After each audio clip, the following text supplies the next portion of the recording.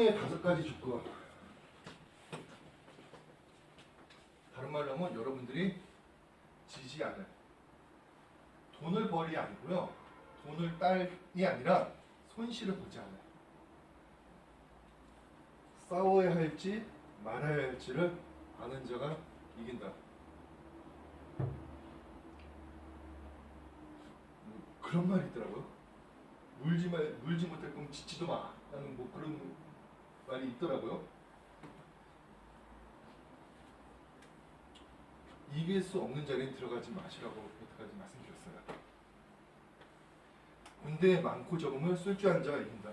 이건 아까 말씀드린 것처럼 다계약, 여러 계약 운용법을 얘기해요. 이건 좀 구력이 좀 쌓여야 돼.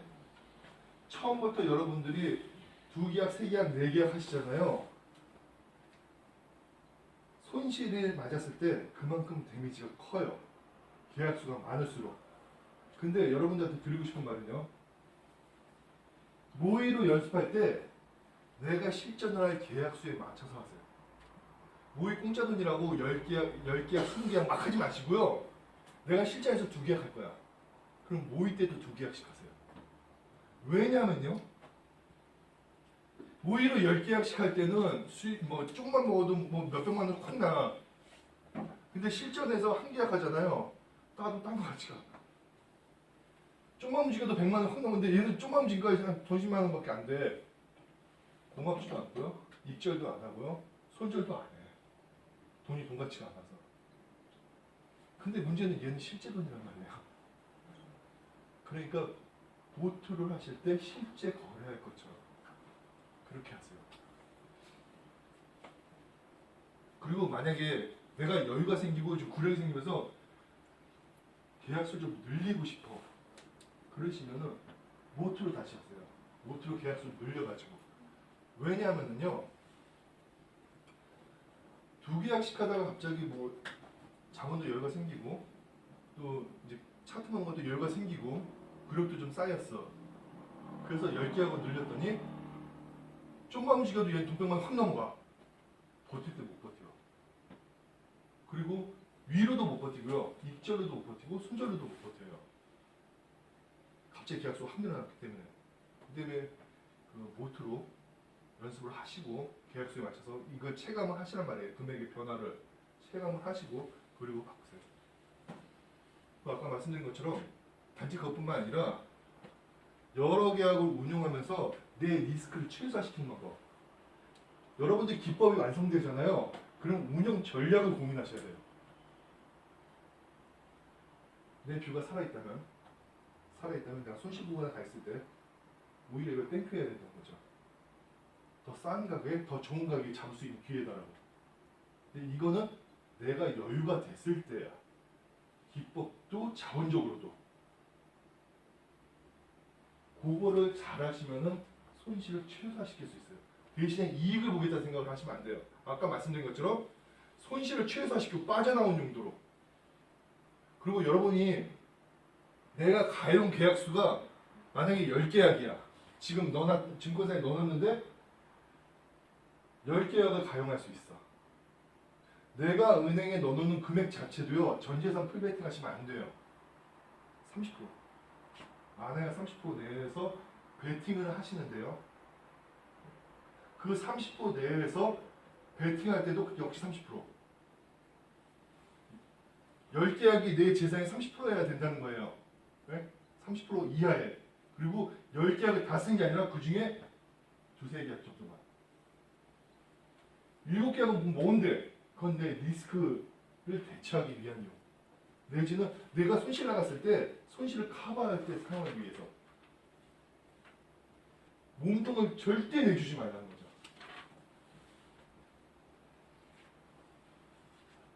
상하가 일치한 계란 쪽이 있다. 이 상하는요, 뭐 머리와 가슴을 얘기할 수도 있어요. 내 머리의 지성과 내 마음. 이게 하나로 움직여야지 머리 따로 가슴 따로. 가슴은 뜨겁고 머리는 뭐 그러면 안 돼요.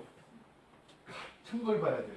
우양, 하면 다 같이 우양으로 보고 좌양 같이 좌양좌를 봐야 돼. 네? 이게 틀어지면 던져야 돼. 여러분들이 진입할 때 진입 타점은요. 안전이 확보된 구간에 들어와서요. 안전이 깨졌을 때 던지는 거예요. 싼 가격이 잡아서 비싼 가격에 파는 게 아니고요. 안전할 때 들어가기 안전한 구간에 들어가서 그 안전이 위험해지면은 그때 던지는 거예요. 무슨 얘기인지 아시겠죠? 그리고 다른 쪽으로 상하는요. 아까 여태까지 말씀드렸던 거. 시장과 내 뷰가 내 차트와 일치할 때 그 방향으로 들어간다. 시장과 내 뷰가 다르면은 들어가는 거 아니에요. 내 뷰는 맞으니까 내가 들어가 있으면 시장이 따라올 거야. 어우 진짜 위험한 생각이에요. 절대 그런 생각하지 마세요. 시장의 흐름과 내 뷰가 다를 때 무조건 관망이야. 무조건. 싸울 준비를 끝내고 기다리는 자가 이긴다. 아까 말씀드렸죠? 컴퓨터를 딱 켜고서는 상황 달린다 들어가자. 갑니다. 차트가 움직일 때 보면은요. 대체 이런 식으로 들어가요. 이런 식으로 움직여요. 간다 들어갔더니 눌러. 버텼더니 손실공 왔어. 에이씨 잘랐어. 좀 이따 돌아서 딱 올라가. 간 거냐? 간다 또 들어갔더니 좀 이따 이렇게 돼. 이걸 하지 마시라고요. 내가 뷰를 상방으로 봤으면 올라갔다가 내려와서 다시 도는 걸 확인하고 여기서 잡으라는 거죠. 이게 공 교수님이 말씀 1, 3, 5, 10이라는 걸 타임프레임을 놓고요. 1, 3, 5, 10이 매수인 거는요. 1, 3, 5부터 매수 들어간 건 여기고요. 여기. 10이 매수일 때 1이 매수가 되는 게 이 경우예요. 135가 135씩 매수로 갔다가 돌아섰다가 다시 매수로 돌아서는 경우. N자형이잖아요. 이게. 소위 말하는 N자 패턴 시작 부분이잖아요. 교수님이 그래서 이 구간이 안전하다고 얘기한 거예요.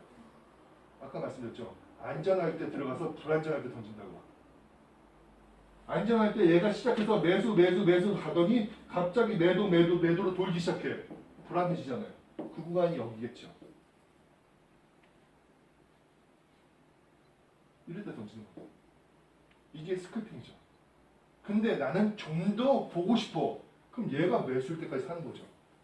그러면 얘는 계속 이런 식으로 가겠죠. 이런 식으로 하다가 이렇게 눌릴 때 얘 10분이 매도로 돌아서 막 여기가 지금 여기서부터 여기까지 먹겠죠. 근데 초보가 이거를 견디는 게 쉽지가 않아요. 이게 몇십만 원이거든요. 나스닥 같은 경우는 100만 원 이상 왔다 갔다 해요.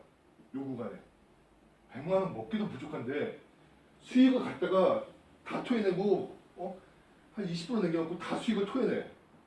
올라갈 때 쭉 빠져 올라가더니 다시 수익을 한 70%다 토해내. 이거 아까워서 못 건진단 말이에요. 이거를.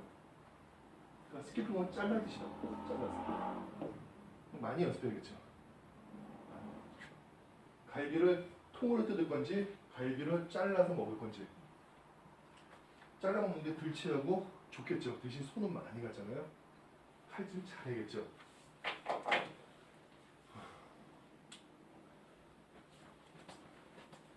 그리고 이 싸울 준비는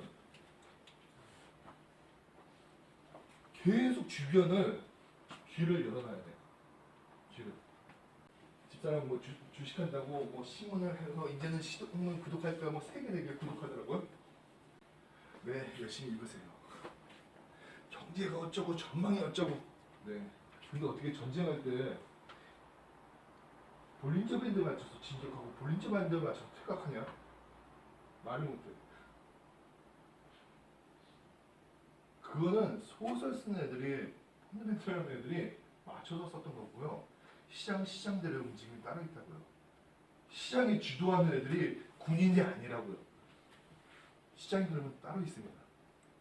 저는 신문이나 이런 거 워낙 커가지고 세상이 다 아는 뉴스 있잖아요. 그게 4개 들어올 땐 그건 진짜야. 그거 가지고 생각을 하는 거예요.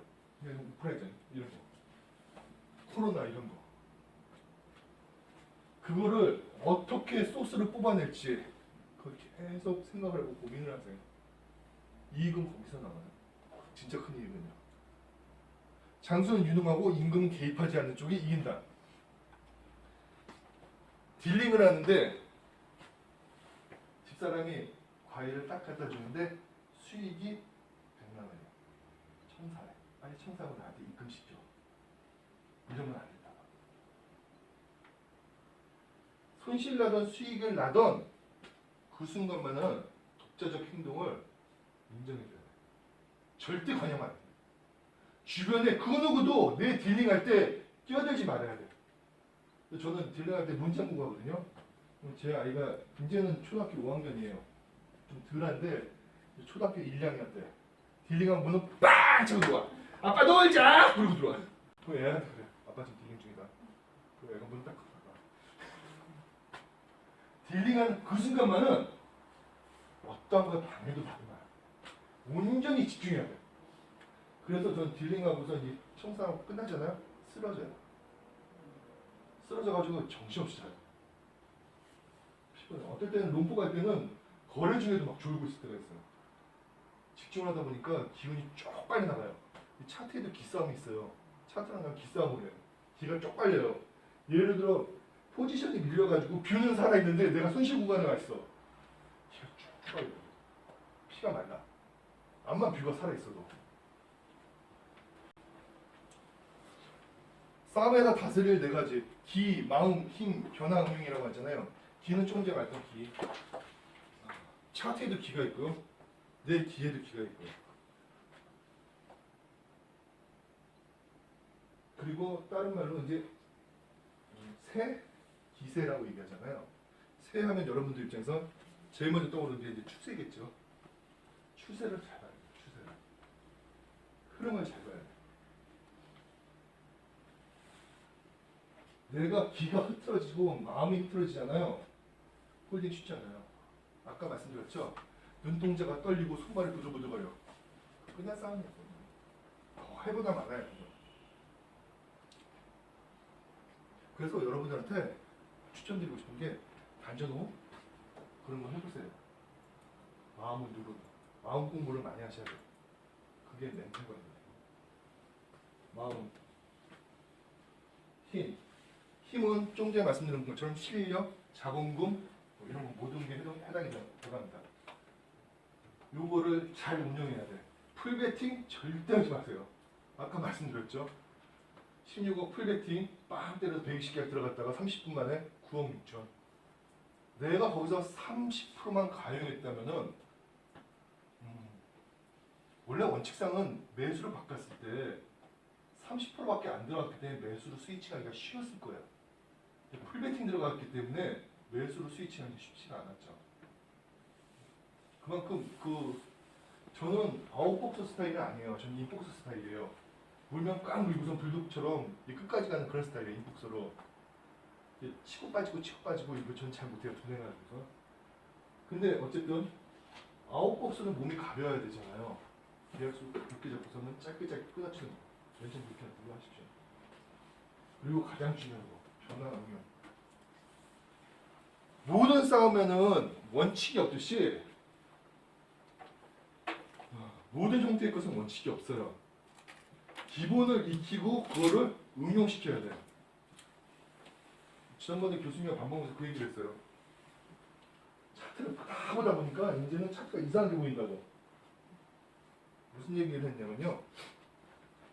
교수님도 분명히 여러분들한테 차트 보는 거 가르쳐주면서 예를 들어서 P13이야. PST 13 1분, 3분, 5분, 10분 직렬적으로 이렇게 딱 놓고서 보는 법을 가르쳐줘요. 1분, 3분 이 맞았을 때 이렇게 맞았을 때 들어가라고. 근데 좀 더 지나면은 PST 25 해서 쭉 놓고서는 얘와 얘 병렬적으로 연결해서 보는 법도 가르쳐줘요. 근데 여기까지 가르쳐줘요. 하나 더 가르쳐주는 게 아까 말씀드린 거 135, 10에서 10과 1분 맞았을 때 여기 이제 입체적인 거죠. 근데 나중에 가다 보니까 어떤 지표 하나에서는 얘 거를 가져오고 어떤 지표에서는 얘 거를 가져오고 이런 식으로 3차원적으로 이렇게 차트를 볼 때가 있어요. 그 중에서 내가 어떤 차트를 신뢰하는지 어떤 차트가 나한테 잘 보이는지 예를 들어 가지고 저 PS46 좋아한다 했잖아요. P46 이거를 60분 타임프레임에다가 실버 같은 경우 놓고 볼 때 얘는 추세가 나와. 이 파동의 추세가 나와요. 그래서 아까 썼던 기법 PAT46 60분이 상방일 경우에 5분에서 타점 잡아가지고 60분 방향으로 들어간다. 이런 식이에요. 들어갈 때 타점은 PST46을 보는 게 아니고요. PST13이나 32를 보고서는 얘를 가지고 타점을 잡아서 PST46의 방향으로 이런 식으로 입체적으로 보게 된다고요. 그러니까 그 지표마다 나만의 특성을 잡는 게 생긴단 말이죠. 교수님 원래 이렇게 안 가르쳐 주셨죠. 쓰다 보니까 이런 게 보인 거예요. 이게 이제 변화와 응용 부분이 되겠죠.